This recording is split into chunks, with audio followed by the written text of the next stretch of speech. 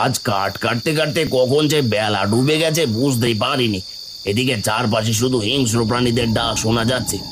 জানি না আজ সুস্থভাবে বাড়ি ফিরতে পারবো কিনা।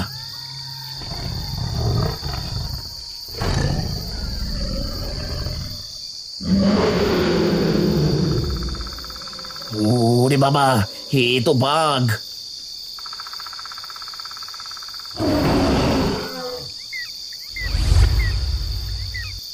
রে বাবা, কোনো মতে জানটা হাতে নিয়ে পালিয়ে এসেছি, কিন্তু এত রাতে কোথায় যাই? এখন তো এই জঙ্গলে কোনো রাস্তাও চেনা যাবে না। আর তাহলে বাড়ি যাব কিভাবে? ওদিকে বাড়িতে মেয়েটা একা রয়েছে, না জানি মেয়েটা কত চিন্তা করছে।